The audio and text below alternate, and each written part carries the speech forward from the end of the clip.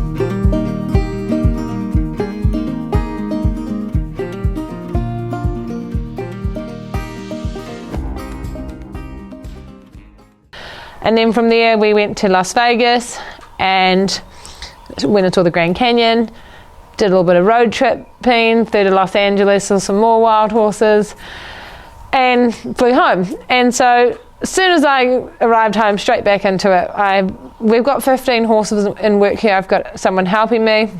15 horses in work is like maybe 8 to 10 are ridden, and then the rest we're working yearlings, 2-year-olds, 3-year-olds, doing groundwork with them, trimming feet, just bits here and there, so that by the time they get to ridden stage they have a really good foundation.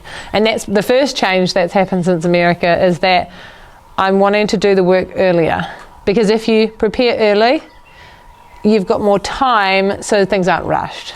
Whereas before I was rushing things. I didn't know how to finish a horse. I would get a horse to the stage where it could walk, trot, canter. It was really safe and good natured. You could ride it bareback in a halter lead rope. It could shorten and lengthen to a fence, but it probably wasn't that rideable by the average human. And so just in the last week and a half, I just feel like I've figured out the pattern. It's just incredible. My horses have never ever worked better. And so everything is changing here. The professionalism is changing a lot, because for a long time I was really feral in a really fun way. But I grew up in Northland. We grew up with no money. We grew up riding ponies bareback out of the bush and horses up on the coast, and we had the coolest childhood with our ponies. It was awesome.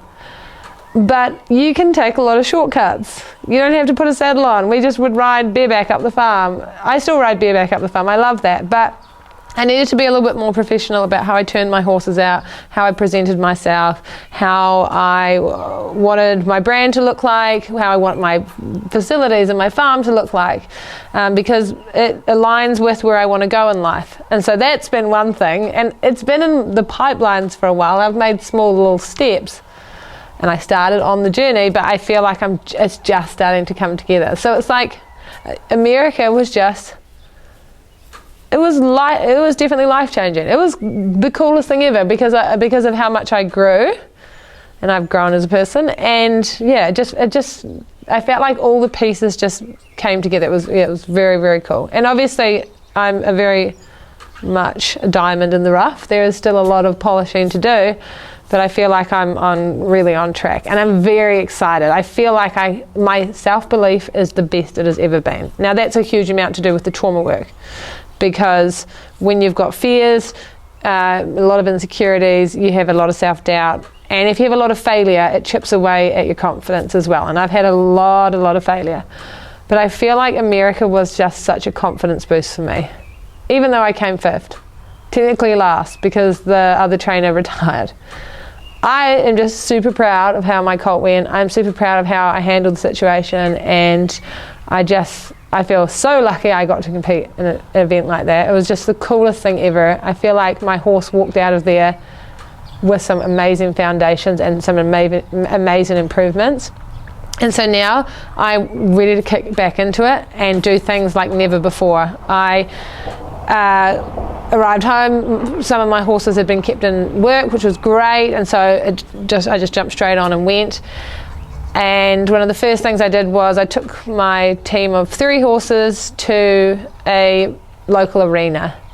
I loaded them up, and it's just 15 minutes down the road, so it's super easy, and we jumped them all. Me and my working student, she jumped Casanova, she's riding him a little bit, and that was really good.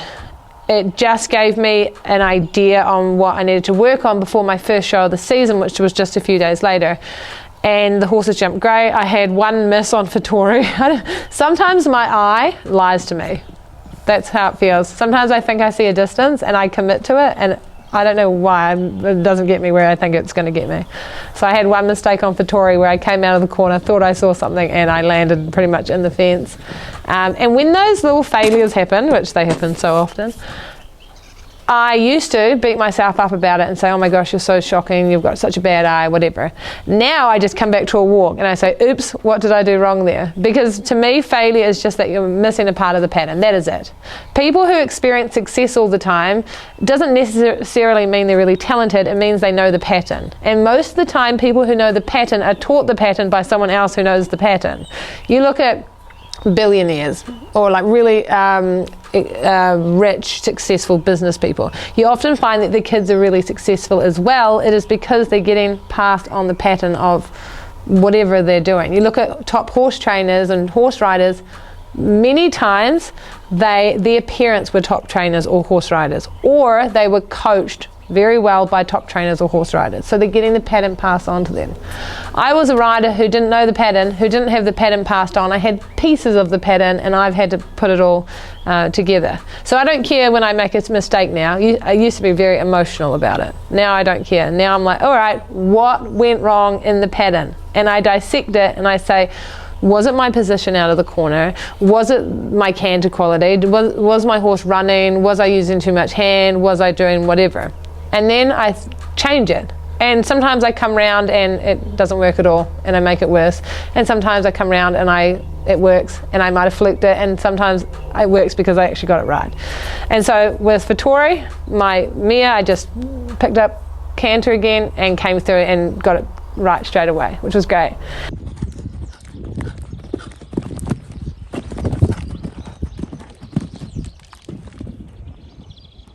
I want to introduce you guys to the team a little bit. I've got a lot of horses. I think I have 27. It's a lot. It's too many, but it keeps me busy. Keeps me, it keeps me on my toes. But my team, my actual show jumping team, is primarily I've got Fattori NZPH first and foremost. Fattori is an 8-year-old now. I bought her last year as a 7-year-old out of the broodmare paddock. She'd had 3 foals. She'd been started as a 2-year-old, then turned out, put in foal. Had the foals, and then as a 7-year-old was taken out of the broodmare paddock and brought back into work. So when I looked at her at NZPH farm, she'd had 6 weeks under saddle, and the reason I'd found out about her was I'd gone to a friend and said I'm in the market for a really nice young horse, and she had seen this horse while she was working and said, it's a broodmare, but I really liked her. I know they're about to sell her. And so I thought, why not? I'll go and have a look at her. And I sat on her, and straight away I was like, yeah, this mare is amazing. I could just feel it in her athleticism. I liked that she was a little bit hot and it had a bit of an engine. And so I made the decision to buy her. It was the most I'd ever spent on a horse. And she was not proven, but she had an amazing breeding. She had a great start to life. And so I bought her. And in 1 year, we've gone from, I think she jumped 3 times when I bought her, but she went from jumping like 70 to 90 and has just done her first metre 30. So she has come such a long way. I have very high hopes for her. I think she's going to be incredible. My second horse on the team is another 8-year-old. His name is Kanga CSNZ. He's by Chaco Silver. He's a very, very nice big 16-2 gelding. He's a little bit colder to ride, very different from Vittori, but just really solid and rideable, and he just keeps such a good rhythm, so he's quite easy to ride to a fence. He's a horse that I didn't start great, and I didn't teach him the lateral movement. I didn't teach him how to balance through his body, and so he was really heavy on the forehand, and I had to chase him up to distances, and I had to pull, and we just clashed. And through a lot of schooling and a lot of work and redoing everything and going back to ground level and fixing the ground level work and fixing the schooling, I've got him to a stage where he is just like a dream. He is so beautiful to ride. He's just getting more and more confident and is producing some stellar rounds. And so he didn't get a 7-year-old, so he's only got maybe 3 or 4 shows. And he's come out at his first show of the season and jumped his first mini prix to a metre 35 and jumped very, very well. So he's really exciting. I don't know if he'll be a long-term horse, because I after owning Vittori, I've decided I like them quite hot and forward. And he's just so beautiful and calm and lovely. So I'll just play with him. He's really nice. And then my third main horse that's on the team is Rio. Rio is a 6-year-old by Centavos. He is part owned by family friends, and I got him as a 2 or 3-year-old. I can't remember. But he's cool. He's really sometimes quite naughty. He was tough to break in. He was just really opinionated, and my gosh, he tested me. But he's at a stage now where he's mostly safe, and his jump is incredible, and he had barely any season at all last year. Last year was his first season because he'd only got broken in last winter, and he's come out of his first season as a 6-year-old, first show as a 6-year-old, and jumped the metre 20. So he's really, really exciting. Very powerful, very naughty sometimes, mainly in the warm-up arena. He's really dodgy, and I have to hold the breastplate because sometimes he launches and I don't know where he's going to go when he launches. But I think give him a season and he's going to be quite lovely and more predictable. And then the rest of my team, I've got Silver, who I I worked with him in the Way of the Horse competition. That was the first colt starting competition I did. He was really tricky, and he was completely untouched. Hadn't had his feet done. He was still a stallion. He was a 3-year-old, and I was working with him while there were mares getting worked beside me. So he did not handle the atmosphere well at all. In hindsight, he's probably had grass damage or neurological damage from grass in the past, because he doesn't handle pressure like any horse I've ever worked with. He has very special needs. If I was to compare him to a human, I'd say he's got autism or Asperger's. He just needs a routine. He needs things broken down very, very finely. And so he's been quite difficult. But I really love the journey with him, because it's meant that I can't skip steps. Because when I'd break in a horse or work with a horse in the past, I could go from step 1 to 3 to 6 to 7 to 9.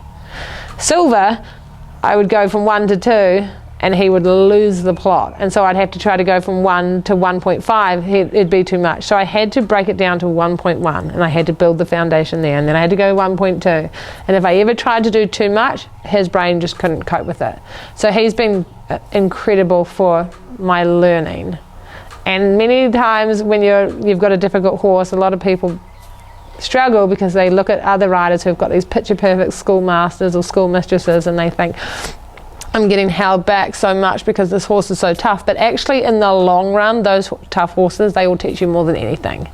So it's losing that short-term sort of idea of where you want to be and looking at the long-term and saying, okay, yes, it's going to take me longer, but imagine how much greater I'm going to be in the process.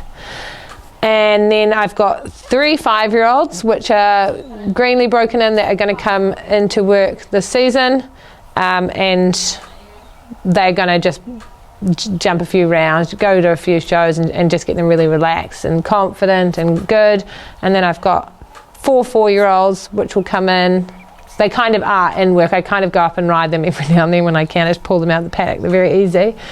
And then a few 3, 4, 2 and 1-year-olds. So the team is big, it's busy, but it's a really exciting team, and I'm really excited just over the course of the year to set the foundations on them, to get them out to different environments and just get them more confident and rideable. And then whatever their future is, whether they stay with me or find a new rider, it's just setting them up for the best chance they have.